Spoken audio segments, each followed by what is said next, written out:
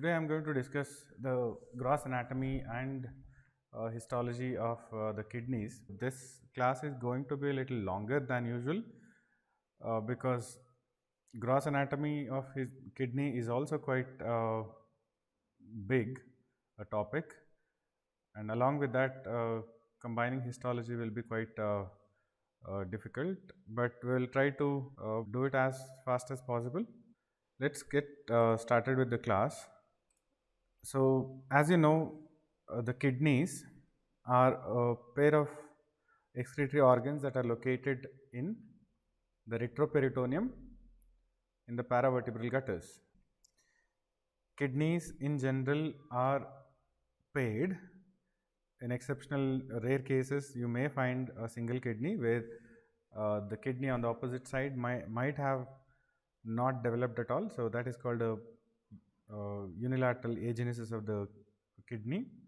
But generally in most people there are two kidneys, and these kidneys are bean shaped and they are located in the retroperitoneum, that is behind the peritoneum, and these are excretory organs, meaning they essentially remove the end products of metabolism and filter your blood and are responsible for maintaining the homeostasis, water and electrolyte balance, acid and base balance. Okay, they also function as an organ that is responsible for maintaining erythropoiesis and some other endocrinal function. So the kidneys excrete the end products of metabolism and excess water, and when you look at the kidney in its fresh state, that is when it is actually from a patient or a person who is uh, alive or just recently dead, when the kidneys are fresh they are reddish brown in color. Once they get fixed with formalin, they may assume a little darker or a grayish color. These are situated posteriorly behind the peritoneum on each side of the vertebral column. The region on either side of the vertebral column is called the paravertebral gutter, and kidneys are retroperitoneal, meaning there is peritoneal covering on the anterior aspect of the kidneys, and these are surrounded by the adipose tissue which forms a cushion around the kidneys, and the kidneys excrete end products, and these actions are essential for the control of concentrations of various substances like electrolytes, water balance, and maintaining an approximately equal amount of fluid in the tissues. They also have endocrine functions, which basically by producing erythropoietin, which results or which is responsible for maintaining the RBC production or RBC maintenance, and it also produces renin, which is responsible for maintaining the blood pressure, and it is the it is in the kidneys that the active form of vitamin D is produced, or it is converted from inactive form which is synthesized elsewhere, and the last step in making the vitamin D active is in the kidneys. So it is also responsible for calcium absorption and mineral absorption, and it is also responsible for maintaining the balance of various soluble factors and metabolic actions. Okay, so in this diagram you can see that basically this is the abdomen opened with all the uh, GI tract, most of the GI tract removed, with the liver removed. So everything, almost everything is removed here. This diagram is basically showing the abdominal contents, basically only some of them, because most of the intestines are removed. You can see the duodenum here, which is also retroperitoneal. So the intraperitoneal contents are removed to show the retroperitoneum. So retroperitoneum is exposed here. The liver is removed, the spleen is removed, the stomach, the small intestine except the initial part, the duodenum, the jejunum and ileum are removed, and the large intestine is also removed, showing the retroperitoneal organs. and the structures. So the kidneys are positioned here on either side of the vertebral column. In the middle you have the vertebral column, in front of which you have the aorta and the inferior vena cava. So on either side of that you have the two kidneys. Usually the left kidney is slightly on the higher level compared to the right kidney, and they have a superior pole, an inferior pole, a lateral margin, a medial margin, an anterior surface and a posterior surface. And these are, if you notice, the long axis of the kidney is kind of tilted, or it is deviating from the midline. So the superior pole is slightly closer to the midline compared to the inferior pole, and the kidney, because of how it is situated and the adipose tissue that is supporting it, it is kind of tilted forwards. That means the lateral end is slightly anterior compared to the medial end or medial border. So your books will describe the position as almost vertical or whatever in a particular way, but it is not typically that way. It is slightly kind of tilted. So what is the position and the dimensions of the kidney? Superiorly there is upper border which corresponds with the 12th thoracic vertebra. Okay, so the upper border of the kidney is around the 12th thoracic vertebra, and inferior boundary or inferior limit is, or the lower pole of the kidneys reaches up to the 3rd lumbar vertebra, and the right is usually slightly on the lower side, as you saw in the diagram. It basically reflects its relationship with the liver. The liver is located on the right side, so because there is liver, the kidney cannot ascend as much as it can, so it gets pushed down, so it will be on the lower side. And the left kidney is slightly longer and narrower than the right kidney, and it lies nearer the median plane. If you look at this again, you can see the right kidney is slightly away from the midline, whereas the left kidney is slightly closer to the midline, and the long axis of each kidney is directed inferolaterally. As I said, the long axis is directed inferolaterally and the transverse axis is posteromedial, meaning, so the long axis is directed inferolaterally and transverse axis is posteromedial, meaning the kidney is kind of tilted. Okay, so that is the direction and the position.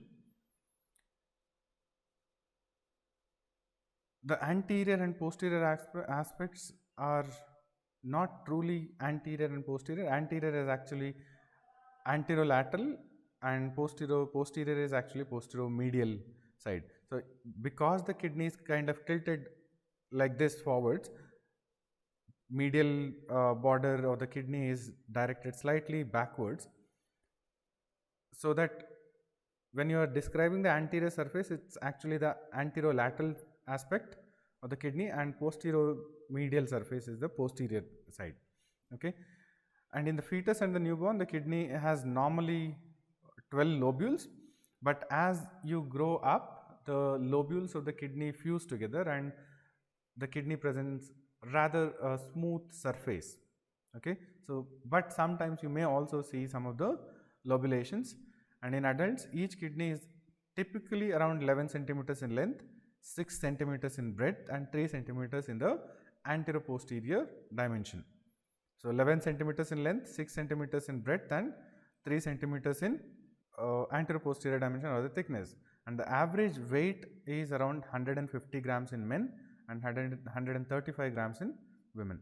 So these are the dimensions and the position of the kidney. Now coming to the coverings of the kidney, the main covering of the kidney is called the perirenal fascia. Your books mention many names, but all of those are essentially parts of the perirenal fascia. Okay, The anterior layer of this perirenal fascia is sometimes referred to as the Gerota's fascia, and the posterior layer was earlier called as uh, fascia of Zuckerkandl, but that name is very confusing because many people call many different things as fascia of Zuckerkandl, and it leads to a lot of confusion. That is why we, to avoid all that confusion, are going to stick with perirenal fascia. The facial coverings of the kidney will be called as perirenal fascia. All the layers, even though there are multiple laminae in it, they are still just perirenal fascia. The perirenal fascia is a dense elastic connective tissue sheath which envelops each of the kidneys and the suprarenal gland. Both of them together are enclosed in this perirenal fascia, and they form a layer surrounding the perirenal fat. I mean, the perirenal fascia encloses the kidneys and the perirenal pad of fat. So together they form the perirenal fascia, including the kidney, the suprarenal gland. Both of them are enclosed in multiple layers of this fascia, which also includes the perirenal fat. Okay, the kidney and its blood vessels are also within the perirenal fat, or they are embedded in it, and it is thickest at the borders of the kidney. That is mostly on the, if you go to the extreme border, that is the right border of the kidney or the left border, you will see the perirenal fat is most thickest in these regions. Okay, and the perirenal fat and the fascia actually extends into the kidney at the sinus, renal sinus. Okay, so there is a opening, or there is a fissure on the medial border, medial aspect of the kidney, which allows the passage of blood vessels and the renal pelvis. So at that point the fat also enters this kidney or the sinus, and the fascia also enters the sinus and covers it. Okay, the perirenal fascia was actually originally described as being made up of two separate entities, or two separate layers, which I already mentioned. The posterior part was called the fascia of Zuckerkandl, and the anterior fascia was the fascia of Gerota, and which, according to the older descriptions, fuse laterally to form the lateroconal fascia. The lateroconal fascia continued anterolaterally behind the colon to blend with the parietal peritoneum. This was the earlier understanding, but now that is not considered to be valid anymore. And you can see in this diagram, you can see the kidney located here in the middle, and surrounding the kidney and the suprarenal gland is a layer of fat, which is called the perirenal fat pad, or the pad of fat, and around that you have this continuous facial layer, which is the perirenal fascia.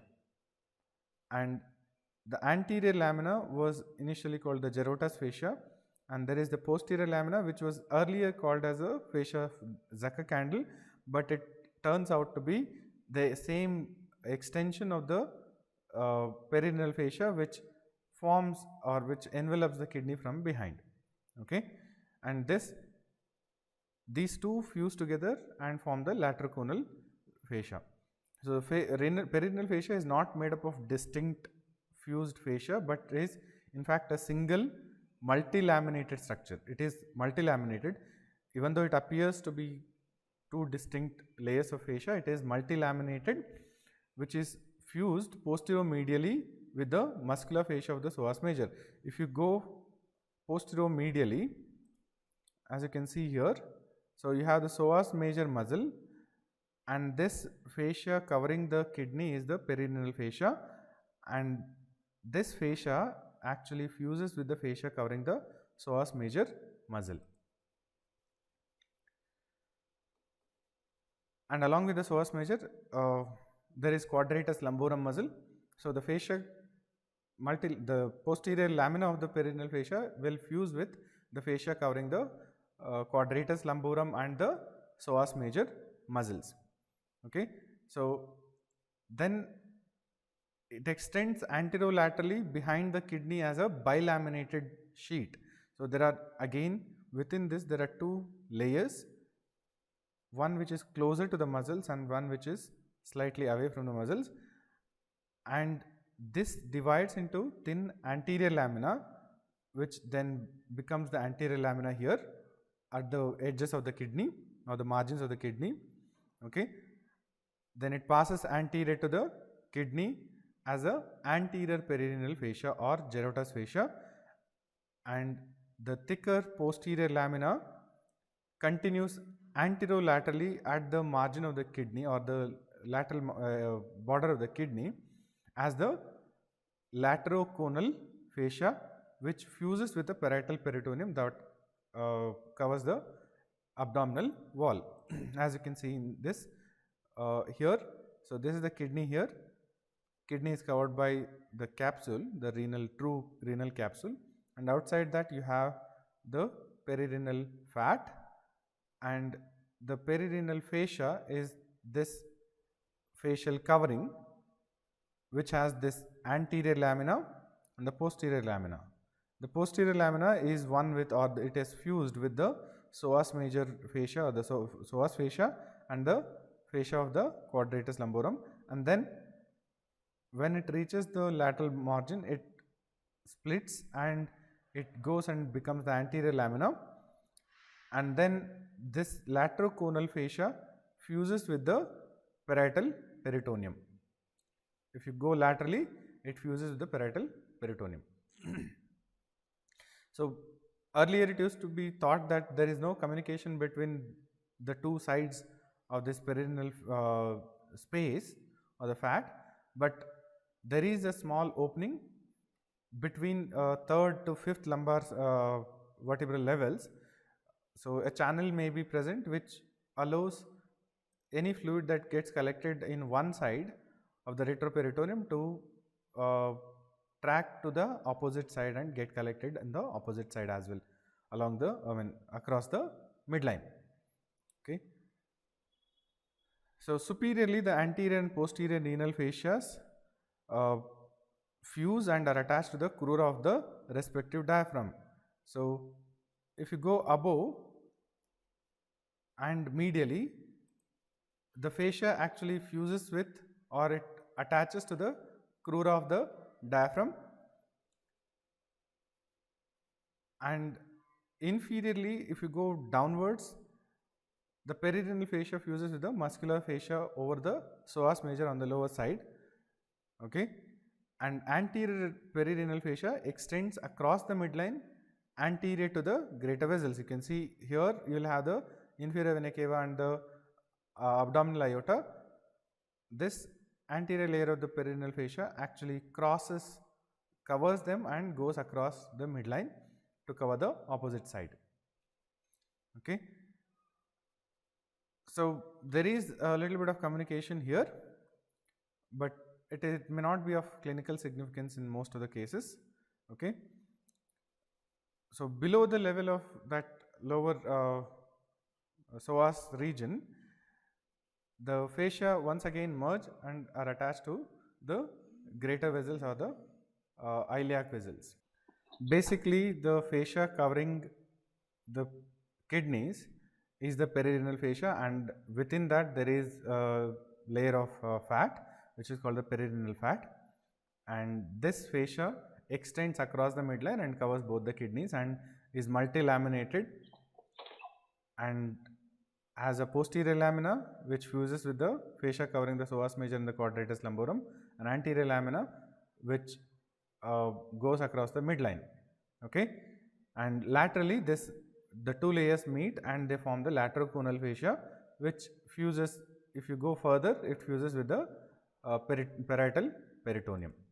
Okay, so as you can see here, there is the peritoneum on the outside, and deep to that peritoneum you have the fascia covering the kidneys and the perirenal fat. and the fascia covering the kidneys is the perirenal fascia. So superiorly it is actually open, this perirenal fascia, this space is actually open and it communicates with the bare area of the liver. Okay, so this cut surface which is actually being shown here, that is where the bare area of the liver is present, and you can see the kidney coverings of the kidney are kind of in the same region. So it is open, it communicates with the bare area of the liver. So the anterior facial layer on the right blends with the right inferior coronary ligament at the level of upper pole of the kidney and bare area of the liver, and on the left the anterior layer fuses with the gastrosplenic ligament at the level of the suprarenal gland. Okay, so these are the extensions of the perirenal fascia.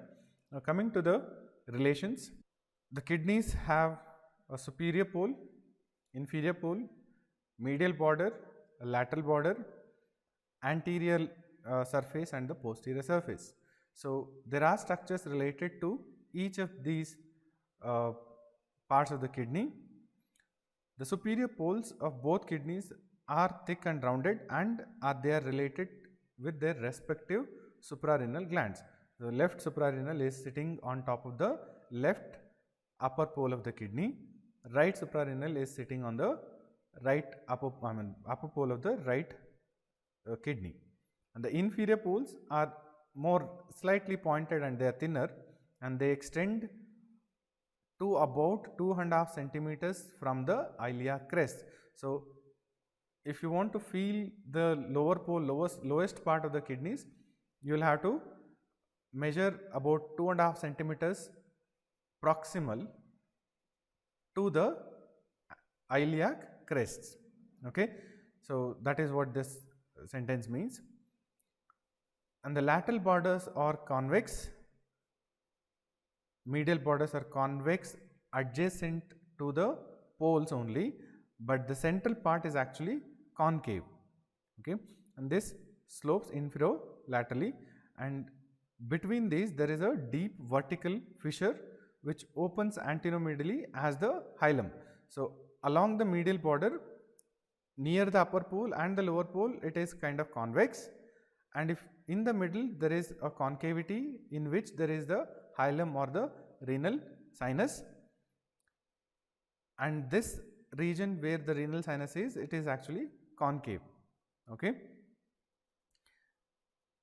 so this hilum is bounded by anterior and posterior lips which contains the renal vessels and nerves and the renal pelvis, and the relative positions of main hilar structures are the renal vein, which is the anterior most, then you have the renal artery, which is the in between one, then you have the pelvis of the kidney, which is posterior, and there may be a posterior division which of the renal artery which will be posterior most to the renal pelvis, as you can see here. So this is the upper pole, and on top of the upper pole you have the suprarenal gland, then this is the lateral margin, this is the inferior pole, and this is the renal sinus or the hilum of the kidney. Just above the hilum and below the hilum it is slightly convex, and at the hilum it is concave, and the structures enter and leave. The structures which are related in the renal hilum or the sinus, the anterior most is the renal vein, then you have the in between the renal vein and the posteriorly present renal pelvis, you have the blood vessels or the arteries, renal artery, mainly the branches of the anterior division, and the posterior division will be behind.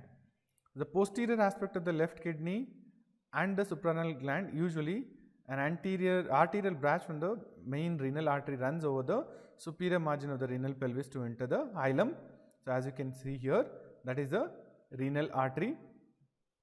This is on the so this is one of the posterior branches. Okay, renal venous tributaries often leaves the hilum in the same plane as the branches of the artery. Okay, and above the hilum the medial border is related to the suprarenal gland. So just above the hilum you can see there is the suprarenal gland which is related to the medial border on the left side. Okay, and there is below the origin of the ureter is also there is a little bit of this medial border which is convex. The convex anterior surface, if you turn over the kidney, you will see the anterior surface which is slightly convex compared to the posterior surface. Posterior surface is slightly flatter because it is related with the strong muscles. Okay. The anterior convex surface actually faces anterolaterally, and that the relationships of the anterior surface on the left and right are slightly different because the structures which are present on the left and right are different. Okay, and compared to the posterior surface, posterior relations are kind of common for both the kidneys. Okay, most of the relations in the posterior aspect of the kidney are almost identical. Okay, which we will see a little later. Here you can see the anterior relations. The cut margins actually show the attachments of the mesentery. For the right kidney, you have, so this is the anterior surface that is being visible here. Near the upper pole, there is a little bit of suprarenal gland which is related. Then there is an area which is related to the bare area of the liver. Then another part which is also related to the inferior or the visceral surface of the liver. Then you have a region where the mesocolon or the right colic flexure or the hepatic flexure of the colon is actually attached onto the kidney, because the mesocolon turns, and that is where the colon also makes a turn, and the right colic flexure is related to the anterior surface of the lower part of the anterior surface, and the lower pole of the kidney is related to little bit of small intestine, and along the entire length of the medial border you can see the different parts of the duodenum. You have the first part here, then the second part, and the lowest part is related to the third part of this, just the second part. Okay, so these are the anterior relations of the right kidney: suprarenal gland, bare area of the liver and the visceral surface of the liver, then the colon or the hepatic flexure of the colon, the transverse mesocolon, then the small intestine, that the jejunal and ileal loops, then along the medial border you have the duodenum. First part and the second parts of the duodenum are related to the anterior surface of the right kidney. But on the left kidney, you can see there is little bit of the upper pole anterior surface is slightly covered by the arching suprarenal gland. Then you have a small region where the stomach is related, and then you have the spleno-renal ligament which is attached from the kidney to the spleen, which is situated over here, and this area along the lateral side is related to the renal surface or renal area on the spleen. Okay, and then if you come down, you have the body or the tail of the pancreas related to the kidney. The transverse mesocolon is attached along the anterior border of the pancreas, and it extends all the way up to the kidney, and below that along the medial part you have the small intestinal loops which are related. Then if you come below or laterally, then you see the area which is related to the left colic flexure and the descending colon. Okay, so these are the anterior relations of the left kidney. Along the medial aspect, in the lower pole, you have the ureter which is going down, the renal pelvis and the ureter which go down from the medial aspect. So these are the anterior relations of the kidney. And if you see so this is a simplified diagram to show the anterior relations: right suprarenal gland, liver, then the right colic flexure, then you have the small intestine, then the duodenum for the right kidney. For the left kidney, you have the left suprarenal, stomach, spleen, pancreas, left colic flexure, and the descending colon and the jejunal loops. These are the relations of the anterior relations of the kidney, and posteriorly, if you see, they have very common or similar relations. So they extend from T12 to L3 and they are away from the midline, right one slightly farther away than the left one, and posteriorly they are related to the psoas major, the quadratus lumborum muscle, then the 12th rib. Below the 12th rib you have the subcostal nerve and the subcostal vessels, and along the lower part or the middle to lower part going kind of obliquely, you have the iliohypogastric and the ilioinguinal nerves. So these are the relations of the posterior relations of the kidneys on both the sides. Okay, so you have the quadratus lumborum and the fascia covering the quadratus lumborum muscles, psoas major muscle, okay, and the 12th rib, subcostal nerve and the subcostal vessels, iliohypogastric and ilioinguinal nerves, and sometimes there may be some branches or the lumbar arteries may also be related to the posterior aspect of the kidney. Okay, so the posterior or posterior medial surface, it is embedded in the fat. So there is that perirenal fat and the perirenal fascia covering the kidney. Outside that you have these structures related.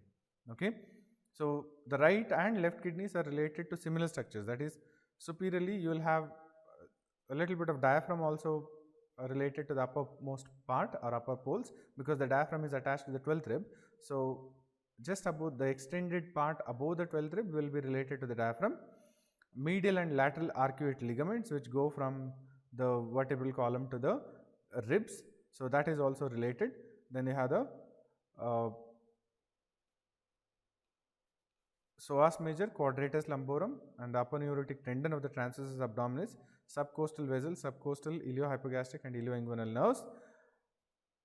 Okay, so these are the relations. The upper pole of the right kidney is related or at the level of 12th rib. Left will be around level of 11th rib, 11th and 12th. Okay, so this is the simplified version of the same relations. You can see on the right side and the left side related. The left one may be related to the 11th rib as well. The right one is slightly lower, so it may not be related to the 11th rib, but 12th rib is related to both of them.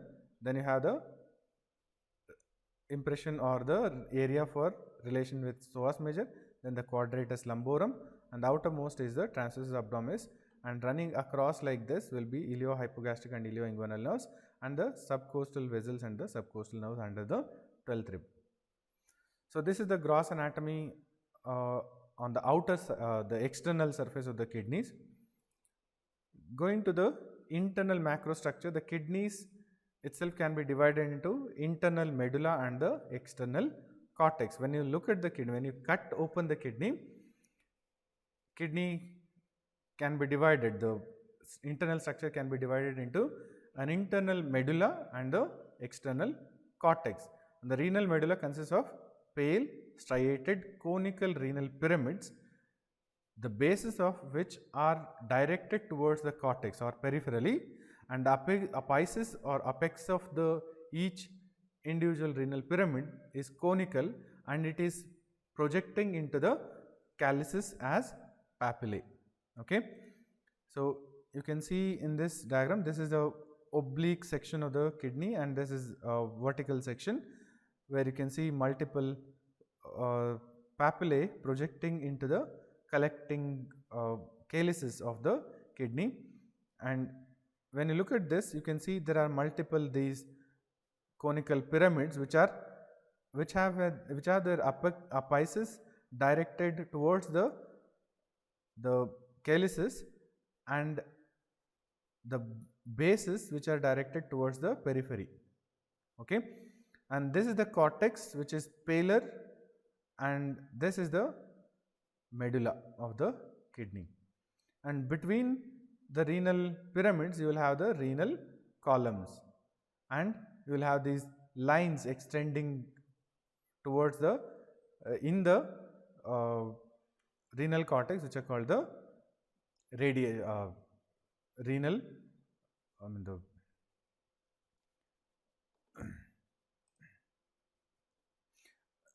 you can see here these lines which extend all the way from medulla into the cortex. These are called medullary rays.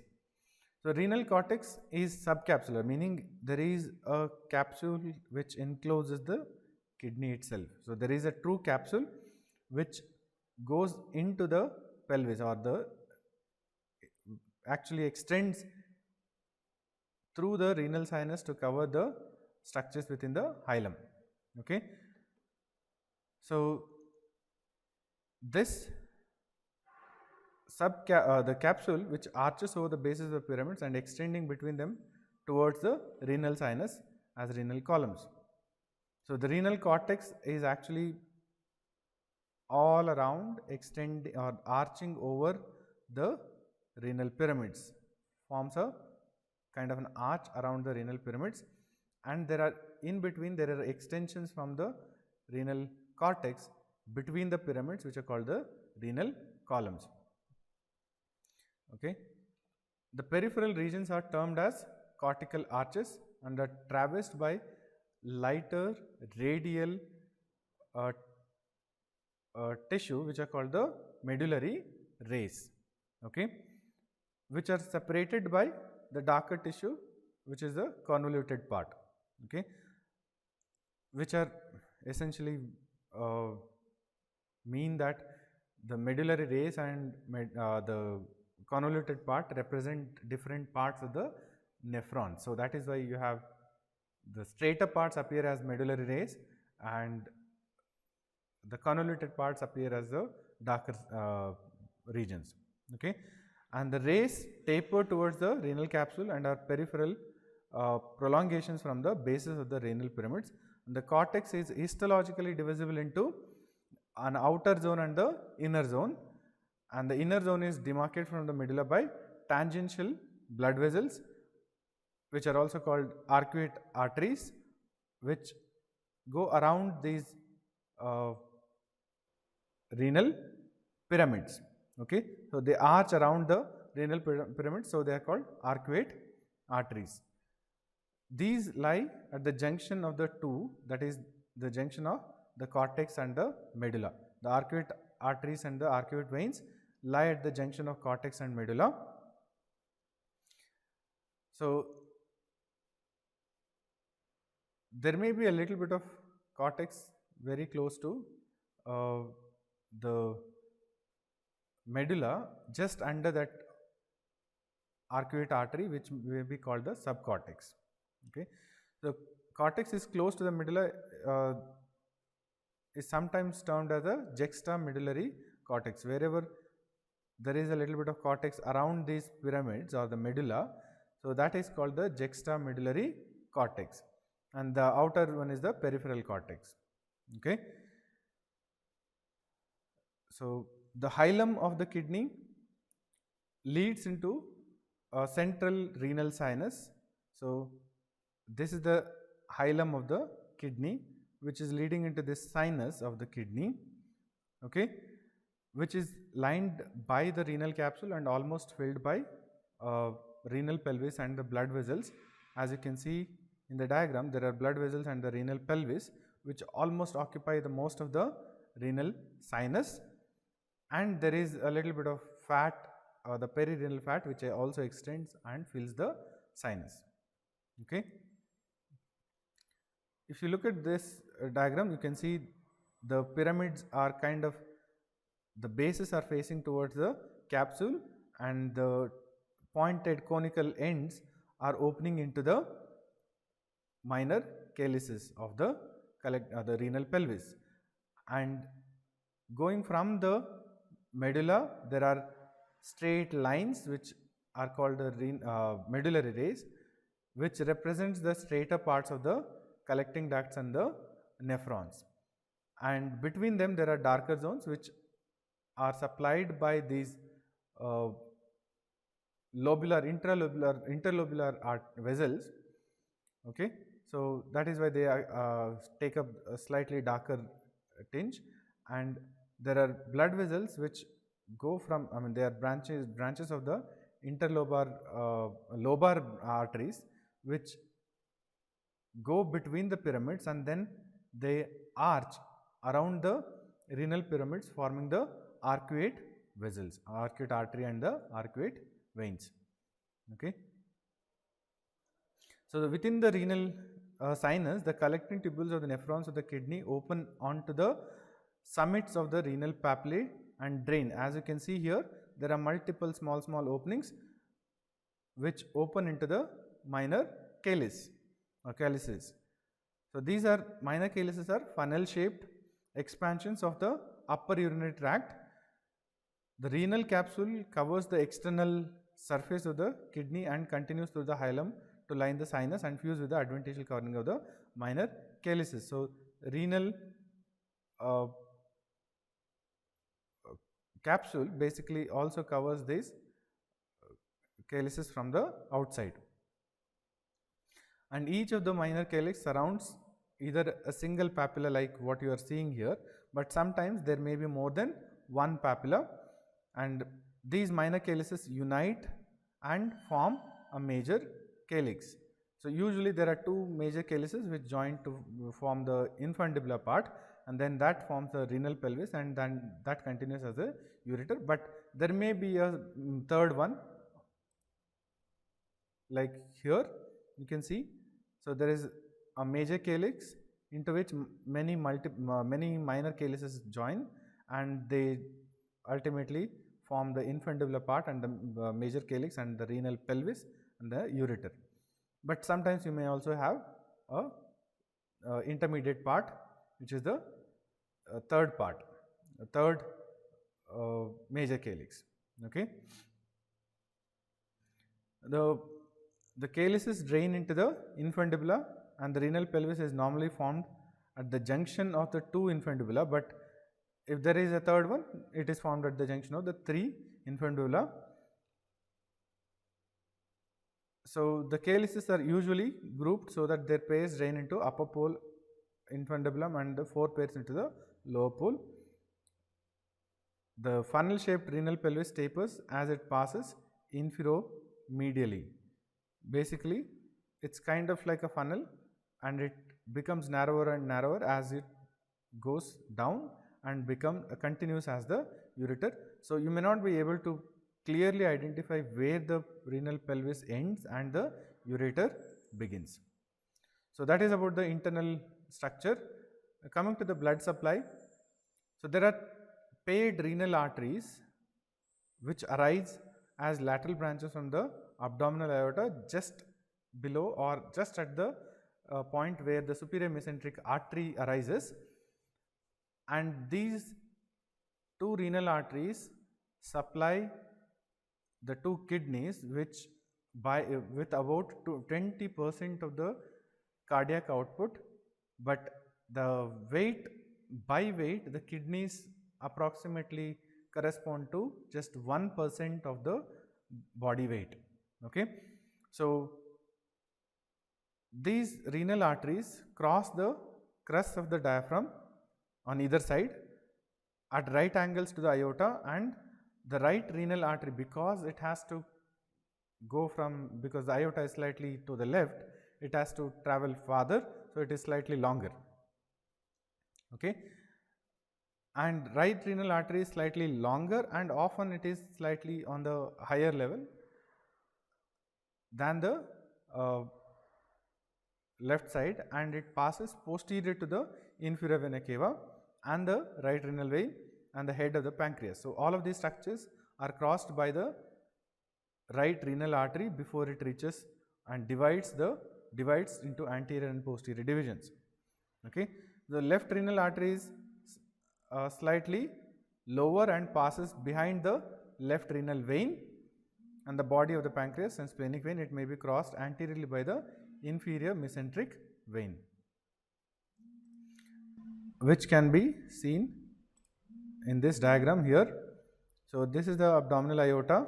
You have the right renal artery which is crossing the crus of the diaphragm, then it is passing behind this abdominal aorta and the renal vein, and the head of the pancreas will be present here, and it will divide into anterior and posterior divisions as it reaches the renal hilum. So right renal artery is slightly longer, the left renal artery, so this is the superior mesenteric artery here. So right renal artery, left renal artery arising as lateral branches from the abdominal aorta, and this also traverses or crosses the crus of the diaphragm, then behind the renal vein and reaches the hilum, where it divides into anterior and posterior divisions. So in their external course, each of the renal arteries gives off one or more inferior suprarenal arteries. As you can see here, they are giving branches to the suprarenal glands. So they give inferior suprarenal artery and a branch to the ureter. Usually ureter also gets a branch from the ureteric branch from the renal arteries. Okay, and they also supply perinephric tissue, renal capsule and the pelvis of the kidney. And near the renal hilum, each artery divides into an anterior and posterior division, and these divide into segmental arteries which supply the renal vascular segments. There are generally 5 renal vascular segments. These are supplied by individual segmental artery. So if this is the renal artery, you can see there is anterior division and the posterior division. The posterior division supplies a single posterior segment.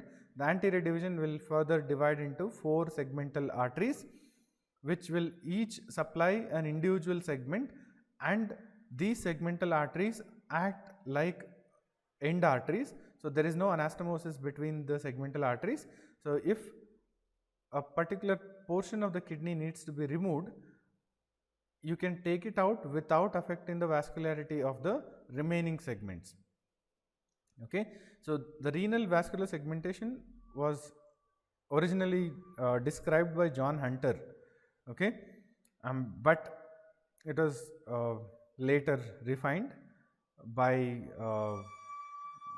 other anatomists in 1950s onwards. They, by injecting cast resin material and developing corrosion resin residues, which shows the vascularity like this. Okay, so you have 5 segmental branches or 5 segmental arteries which supply individual each segment, and they act like the end arteries. And the segments are, you have one apical segment and one inferior segment, and between them along the anterior side you have the superior and middle, and there is one posterior segment between the apical and the inferior on the posterior side.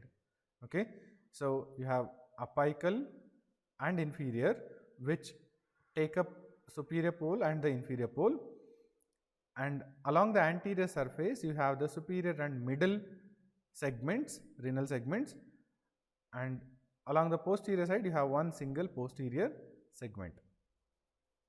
Okay, so the apical segment occupies the anteromedial region of the superior pole. A superior or anterior segment includes the rest of the superior pole and the central anterior superior region. The inferior segment encompasses the whole of the lower pole. The middle or anterior segment lies between the anterior and inferior segments. The posterior segment includes the whole of the posterior region just between the inferior and the apical segments. Okay, so you have the apical segmental artery, superior segmental artery, middle segmental artery, and the inferior segmental artery, and the posterior segmental artery. Okay, the initial branches of these segmental arteries, they usually give one branch each to these one renal pyramid. Okay, before reaching the pyramid they subdivide into 2 or 3 interlobar. So you can see there are interlobar branches. Okay, these extend towards the cortex. The interlobar branches extend towards the cortex, and they form an arcuate pattern, or they arch around the renal pyramid, okay, around each of the pyramids at the junction of the cortex and the medulla. So this is the cortex and this is the medulla. So at the junction they form arcuate arteries, okay. The interlobar arteries, they divide or they bifurcate or dichotomize into arcuate arteries. The interlobar arteries are dividing into arcuate arteries, okay. They diverge at right angles and arch between the cortex and medulla, and each divides further. They ultimately supply the interlobular arteries, which diverge radially, okay, and supply the lobules of the kidneys. The interlobular arteries supply individual lobules of the kidneys. A lobe is supplied by this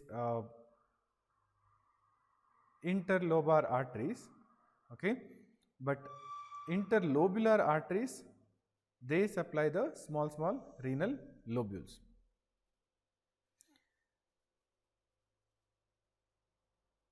Here, as you can see, they are not anastomosing.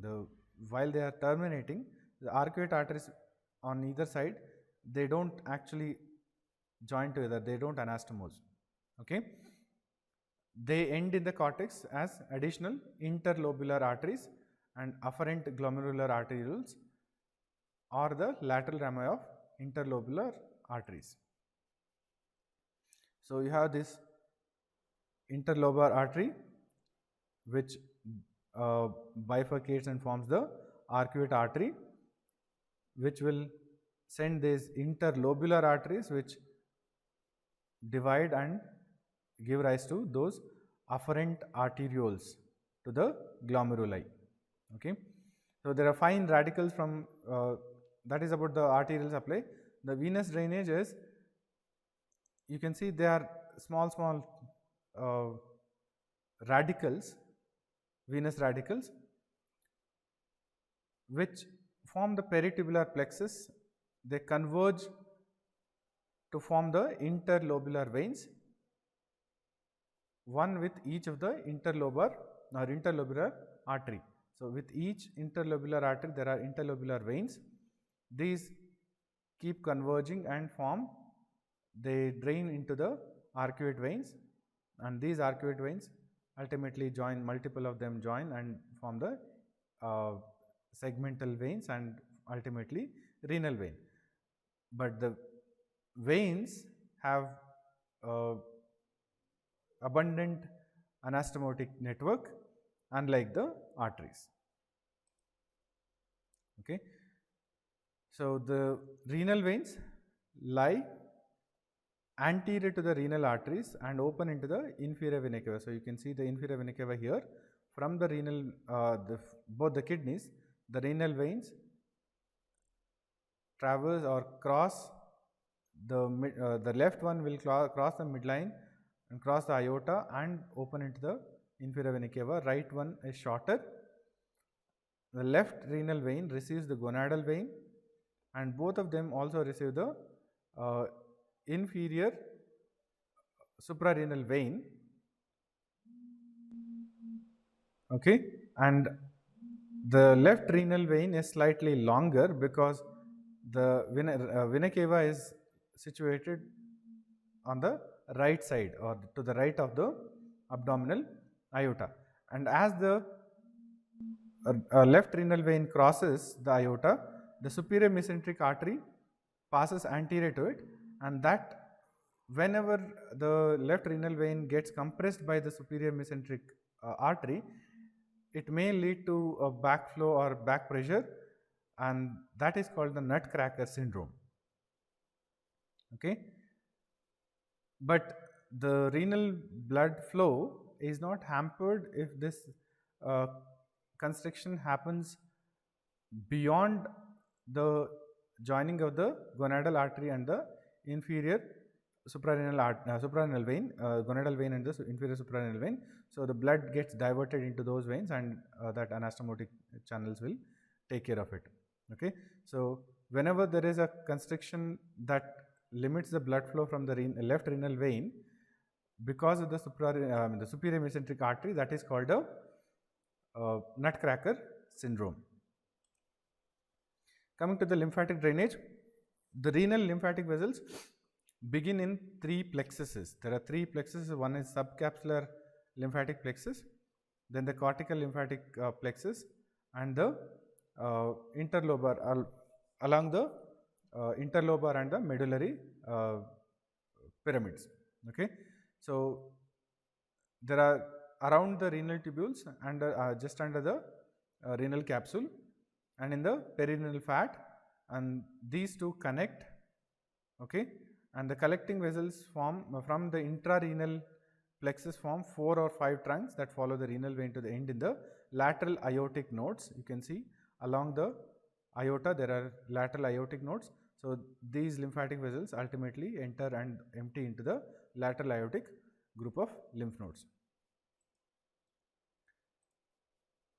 The kidneys are supplied by sympathetic and parasympathetic innervation by celiac and the renal plexus, and these rami from the celiac ganglion and the plexus and aortico-renal ganglion.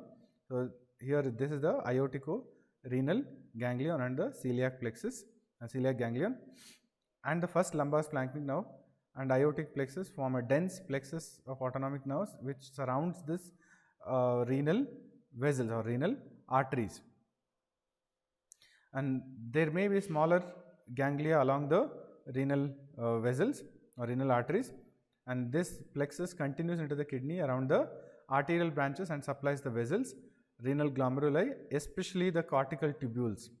Okay, and axons from the plexus around the arcuate arteries innervate the juxtamedullary efferent arterioles and vasa recta, which control the blood flow between the cortex and medulla without affecting the glomerular circulation. Okay, and axons from these renal plexus contribute to ureteric and gonadal plexus also. Coming to the histology, as you know, I have discussed the entire gross anatomy of it. Basically, in histology, you have, when you take a section of the kidney and study it under the microscope, you will see the capsule covering the kidney, and this capsule is made up of dense regular connective tissue fibers, and there may be some myoepithelial cells. Okay, under that you have the cortex. The capsule itself has an outer layer and the inner layer. Okay, the cortex is the outer reddish brown part, and the medulla is the much lighter colored inner part. The color seen in the cut surface of the unfixed kidney reflects the distribution of blood in the organ, which is about 90%, 90 to 90%, which passes through the cortex of the kidney, 5% passes through the medulla.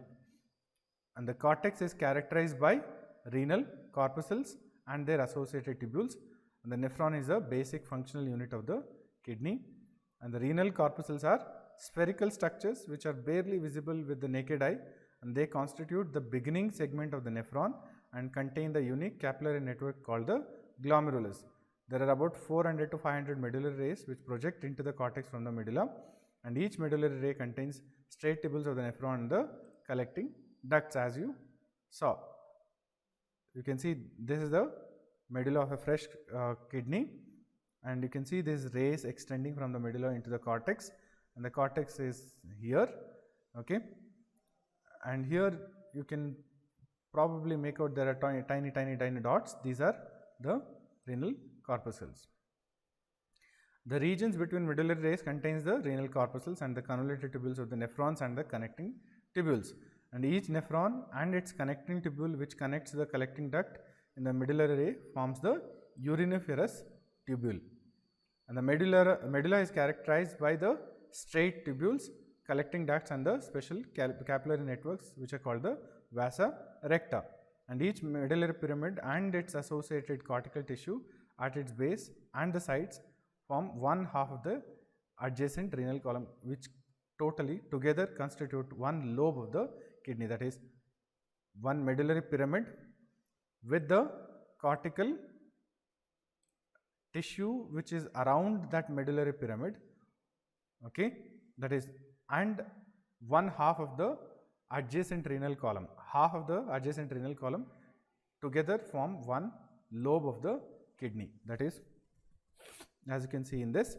So this cortex above the base of the pyramid and the renal column, half of the renal column on either side of the pyramid form one lobe, okay, and you can see these are the different parts of the nephrons which form these straight medullary rays. So this is a lower power magnification. You can see these darker circles, these are the renal corpuscles, and you can see the straight lines going into the each of these pyramids.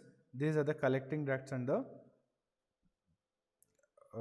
straight parts of the loops of Henle. Okay, so one pyramid and the cortex above it and half of the renal column constitute one lobe of the kidney. Okay, and these pyramids, the pointed ends open into the minor calyces. Okay, so you can see the medullary rays are kind of like sandwiched between regions which contain lot of renal corpuscles, and the place where the part which contains the renal corpuscles is called the cortical labyrinth, and between them where you will have these straight parts of the nephrons and the collecting ducts, that is called the, these are called the medullary rays. Coming to the structure of the glomerulus, you can see the beginning part of the nephron is at the glomerulus, and glomerulus is basically nothing but this afferent arteriole which comes and then divides into a capillary tuft which is covered by a endothelial lining, and these capillary tufts are covered by this, there is a basement membrane and there is endothelial lining, and this network is enclosed in a layer of cells which are called podocytes. Okay, these podocytes form a complete, they encircle or they enclose this capillary tuft on the inside, and they form the visceral layer of the Bowman's capsule. And the same thing, this basement membrane continues on the outside and forms the basement membrane of the glomerulus, or the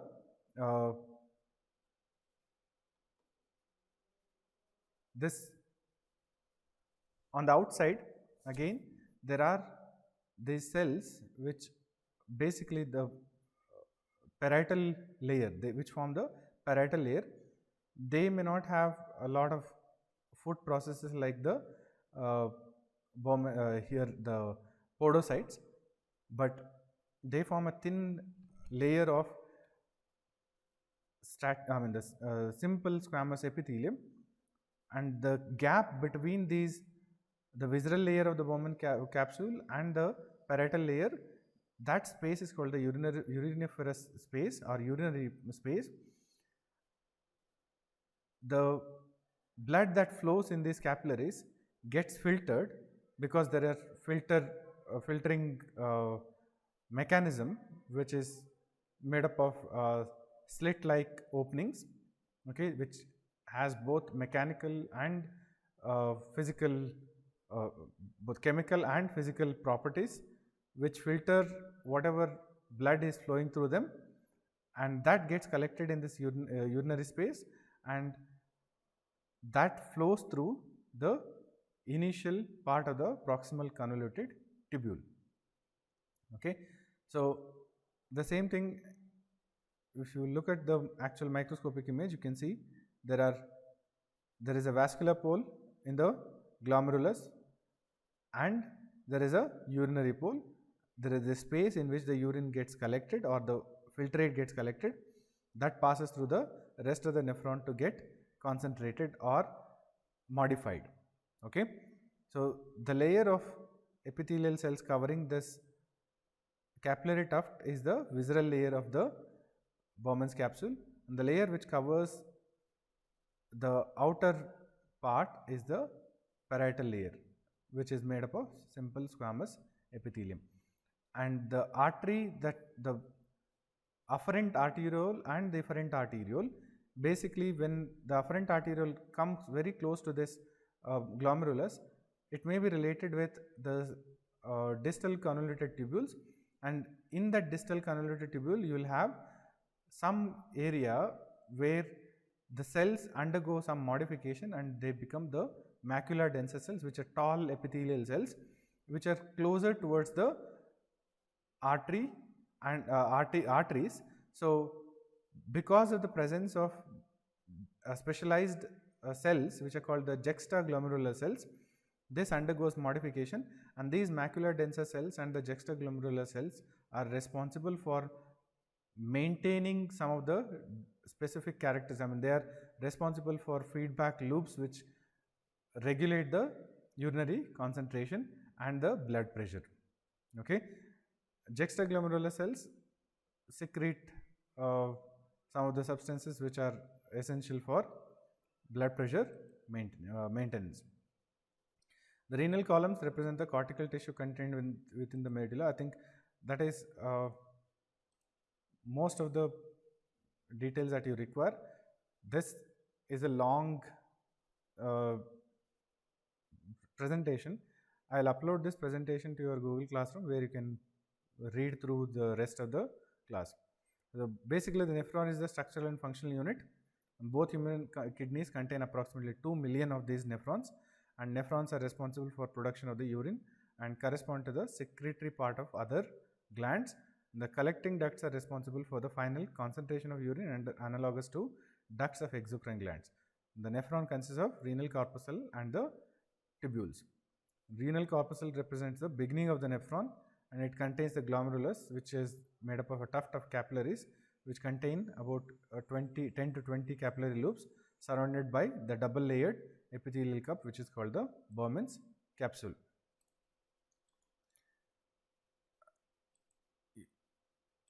Apart from that, then you have the proximal thick segment.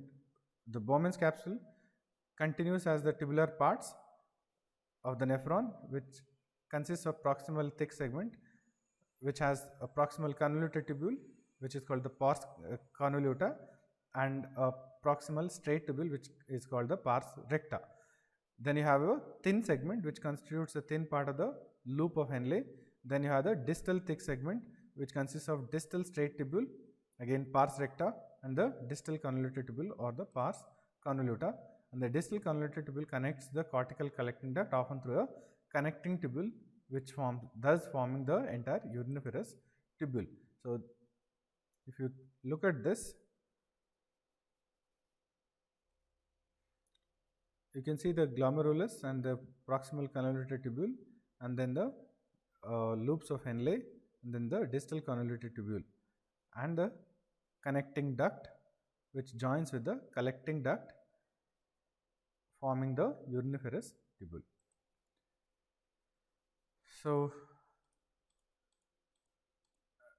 that is about the basic histology of the kidneys. So the blood flows through the capillaries. This is filtered as it passes through this. It passes through the ultrafiltrate actually is filtered by the endothelial fenestrations, which are basically small openings in the endothelial lining of the capillaries, and then there are slits or the slit diaphragms or the filtration slits, which actually form like a interwoven network which allow the passage of liquid but not any larger molecules or the blood. So the filtration apparatus is also called the glomerular filtration barrier, which is enclosed by the parietal layer of Bowman's capsule and consists of 3 different components, which is one of them is the endothelial glomerular capillaries, which possess fenestrations which are the size of 70 to 90 nanometers. Then you have the glomerular basement membrane, which is a thick 300 to 370 nanometer basal lamina, which is joined to the product of endothelium and podocytes and the cells of the visceral layer of Bowman's capsule. Then you have the visceral layer of Bowman's capsule, which contains the specialized cells called the podocytes or the visceral epithelial cells. These cells extend processes around the glomerular capillaries like what you see in this electron microscopic image. So you have a podocyte here and it sends its processes, and these processes continue to branch, and these branches they form these filtration slits which can be seen here. Okay. The filtration slit diaphragm acts as a size selective filter, and the parietal layer of Bowman's capsule contains the parietal epithelial cells and forms the simple squamous epithelium, which doesn't allow reabsorption of this whatever is filtered. Okay, so you have this podocytes here, then the endothelium, and you can see multiple fenestrations in the endothelium, and then the filtration slit diaphragm is formed by the podocyte processes. Okay, which can be seen here. You can see the endothelial capillaries and the podocytes. Okay. So the mesangial cells are the cells which are supporting cells which are present between the capillary, the capillaries share a common basement membrane. So the mesangial cells are present between the common basement membrane, and they provide support to the multiple capillaries that form the capillary tuft. Okay.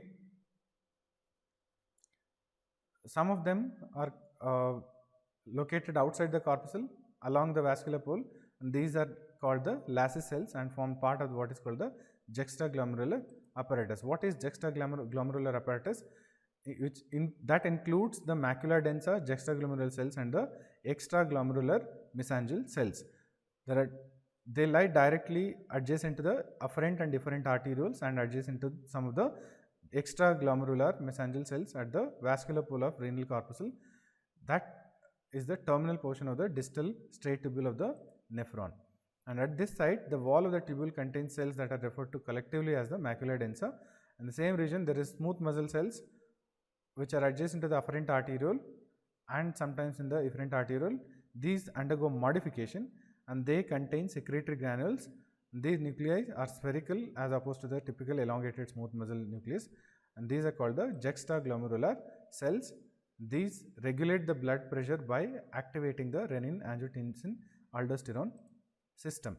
So you can see, so there are mesangial cells between the capillaries, and these extend between the afferent and efferent arterioles, and they contain some of them, these are called Lassie cells, and there are extraglomerular cells, and the juxtaglomerular cells, they essentially contain secretory vesicles, and they are responsible for maintaining the blood pressure by secreting or controlling the renin, angiotensin, aldosterone system. So this is a microscopic picture of the kidney. You can see the cortex, which has multiple renal corpuscles, and you have the medulla, which has these tubular parts. Okay, so if you see these renal corpuscles, it should be easy for you to identify this as a kidney. I think with that we will end this class. If you have any doubts, please ask.